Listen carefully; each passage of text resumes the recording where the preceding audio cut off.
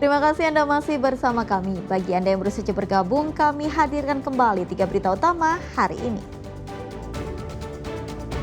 Perajin bingkisan Natal di Palembang banjir pesanan, 500 hampers habis terjual. Waspada, jelang Natal dan Tahun Baru justru marak aksi maling dari ban mobil hingga mesin cuci baju. 2 hari menghilang, seorang sopir ditemukan tewas mengapung di tepi anak Sungai Musi, Palembang.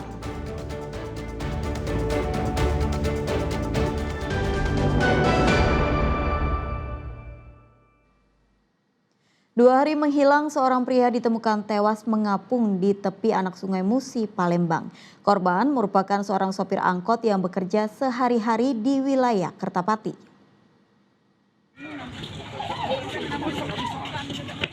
Petugas Inafis Polrestabes Palembang mengevakuasi jasad seorang pria dari sebuah anak Sungai Musi yang berada di kawasan Jalan Kemas Rindo, Loro Waspada, Kertapati, Palembang pada Selasa siang. Jasad korban diketahui bernama Marwan, berusia 38 tahun saat ditemukan dalam kondisi mengapung. Penemuan mayat korban ini sempat menggemparkan warga yang berada di sekitar lokasi penemuan.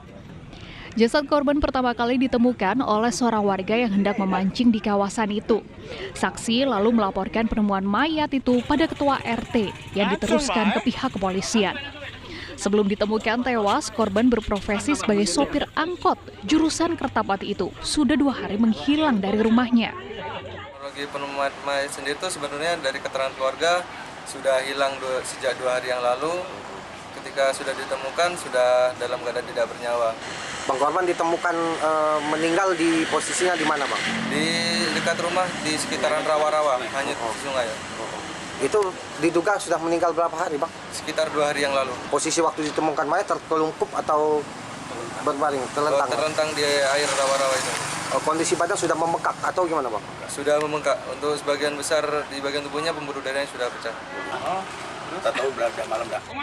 Jasad korban dibawa polisi ke kamar jenazah Rumah Sakit Bayangkara M. Hasan, Palembang untuk dilakukan otopsi. Sementara kasus ini tengah dalam penyelidikan Polsek Kertapati. Dedi Ruansyah melaporkan dari Kota Palembang. Seorang warga Banyuasin mendatangi Polda Sumatera Selatan untuk meminta kejelasan terkait perkara penganiayaan yang dialami sang suami yang dilaporkan 5 bulan lalu. Pasalnya laporan tersebut tidak ada tindak lanjut dan terkesan jalan di tempat.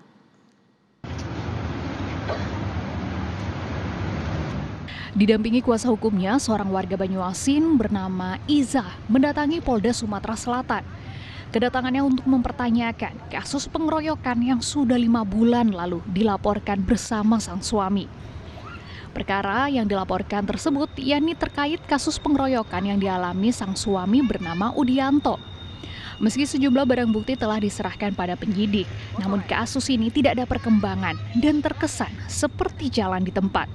Alih-alih laporannya diproses polisi, kini sang suami justru dilaporkan balik oleh pihak terlapor atas dugaan penganiayaan.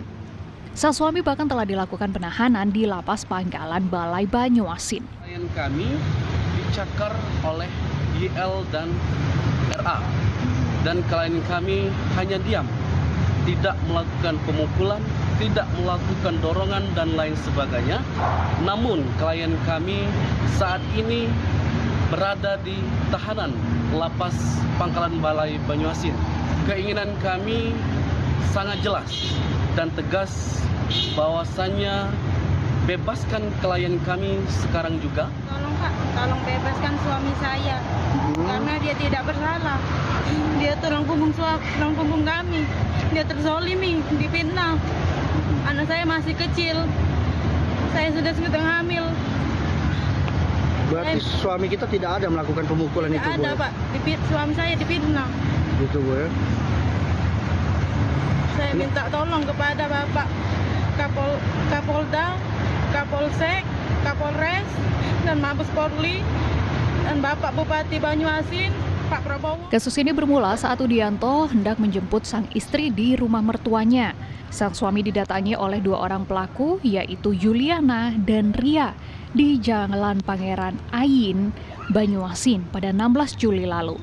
Kedua pelaku dengan emosi mengeluarkan kata-kata kasar dan menganiaya korban. Kasus itu pun kemudian dilaporkan korban ke Polda Sumatera Selatan. Karena belum mendapatkan kejelasan, maka sang istri pun kini kembali menekankan kasus itu. Dedi Ruansyah melaporkan dari Kota Palembang. Seorang pelajar di Banyuasin jadi korban perundungan oleh teman-teman sekolahnya hingga mengalami luka lebam di tubuh. Pemicunya sepele, hanya karena korban geber-geber sepeda motor saat melintas di depan para pelaku.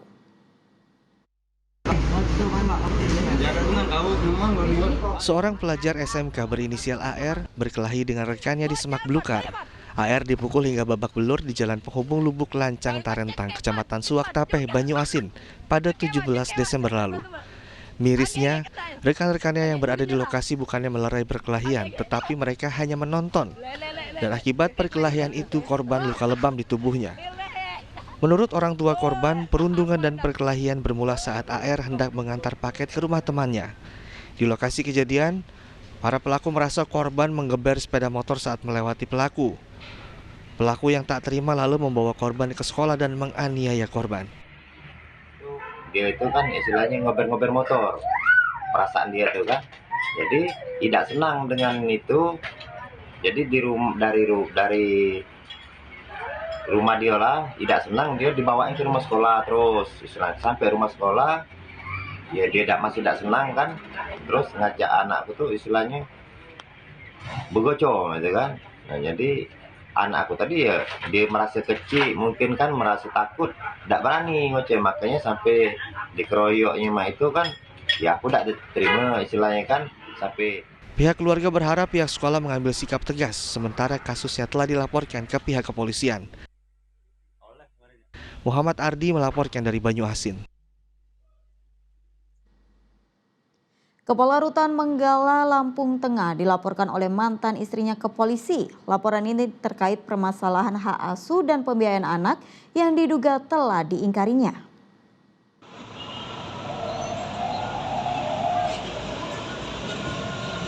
Didampingi kuasa hukumnya, Gevi Hairunisa mendatangi Mapolda Sumatera Selatan. Kedatangan perempuan berusia 39 tahun itu bermaksud hendak melaporkan mantan suaminya yang kini menjabat salah satu kepala rutan di Provinsi Lampung. Diduga sang mantan suami telah mengingkari kesepakatan bersama terkait hak asuh dan pembiayaan anak. Berdasarkan putusan Pengadilan Agama Palembang tahun 2020, hak asuh anak jatuh pada pelapor. Sedangkan hak pembiayaan anak jadi tanggung jawab terlapor. Namun karena terlapor tidak terima dan meminta hak asuh anak diberikan kepadanya sehingga disepakati bersama di bulan Desember ini sang anak akan diserahkan pada terlapor. Sayangnya saat sang anak akan diserahkan oleh sang ibu bersama Dinas Sosial Provinsi Sumatera Selatan, namun sang ayah justru mengingkarinya dan terkesan menghindarinya. Ini udah 9 tahun nggak punya sosok ayah, akhirnya dia dapat sosok ayah, tapi kenyataannya itu diingkari gitu. Makanya kemarin kita akhirnya dengan ranah hukum didampingi juga dengan KPAI, mungkin nanti lebih lengkapnya bisa Ibu pengacara penasihat hukum saya menjelaskan itu. Harapan saya ya dia menepati janjinya, jangan mengingkari lagi sesuai dengan hasil putusan yang ada dengan perjanjian yang sudah disepakati. Di bulan Desember setelah Ananda kita sudah menerima rapor. Dan kami juga apresiasi kalau memang mau selesai, alhamdulillah di Desember ini. Ternyata ya Desember ini bukan pelaksanaan, bahkan menambah ricuh. Sehingga anak ini yang sudah menggebu-gebu, sudah merasa bahagia, yang dijanjikan mau bareng dengan papanya yang dia sayangi, ternyata diabaikan dan dibohongi. Kasus ini terpaksa dilaporkan ke polisi setelah berbagai upaya penyelesaian diabaikan oleh terlapor. Dedi Ruansyah melaporkan dari Kota Palembang. Kita cerita yang September ini lah ya.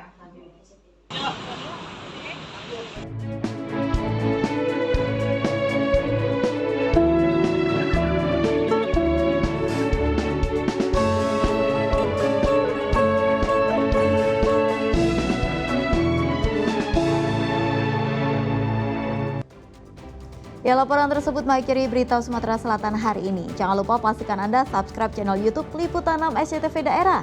Saya Tabita Putri, berterima kasih atas perhatian dan kebersamaan Anda. Selamat beraktivitas dan sampai jumpa.